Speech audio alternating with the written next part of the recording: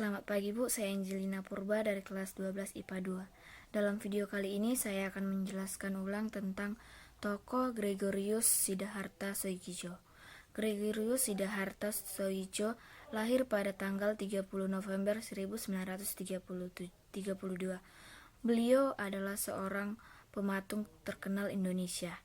Ia juga dianggap sebagai tokoh pematung pembaruan seni patung Indonesia. Latar belakang Gregorius Siddhartha Soegijo yaitu Siddhartha dilahirkan sebagai anak ketiga dari 10 bersaudara. Ia mulai belajar melukis di Sanggar Pelukis Rakyat Yogyakarta yang kemudian dilanjutkannya di Akademi Seni Rupa Indonesia juga di Yogyakarta. Sebelum beralih ke seni patung, ia sempat mempelajari dasar-dasar melukis dari tokoh-tokoh pelukis seperti Hendra Gunawan dan Trubus pada tahun 1950-an. Pada tahun 1953 ia dikirim belajar di Jan van Eyck Academy di Maastricht, Belanda selama 3 tahun oleh misi gereja Katolik. Karya dan aktivitas yang diperoleh Gregorius Siddhartha Soegijo selama hidupnya yaitu karyanya yang berjudul Tangisan Dewi Betari yang kini menjadi koleksi sebuah museum di Jepang.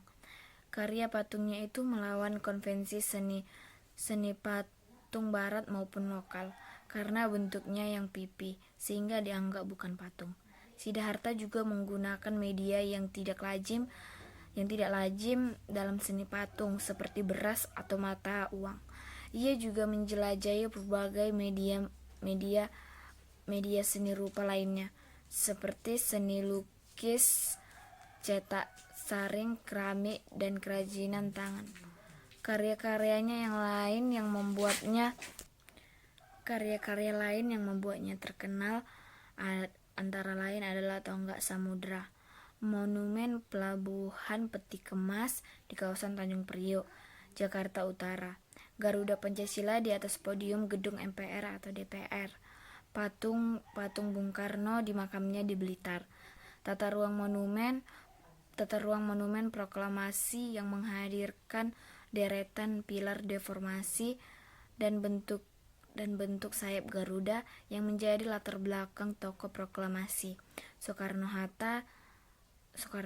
Rancangan Piala Citra yang merupakan perpaduan seni tradisional wayang dan modern, dan patung mekatronik. Ia pernah menampilkan karya-karyanya di pameran Taman Patung Olimpiade Seoul, Korea Selatan pada tahun 1986, Taman Patung ASEAN di Manila, Filipina, pameran patung di Plaza El Gala di Fukuoka, Jepang. Gregorius Siddhartha Soegijo menderita sakit kanker paru-paru. Ia menghembuskan nafasnya pada usia 74 tahun. Dia mengembuskan nafasnya yang terakhir di Rumah Sakit Dr. Owen Surakarta setelah sebelumnya sempat dirawat 1 malam di tempat yang sama. Penyakit kanker paru-parunya telah diidapnya selama 1 tahun.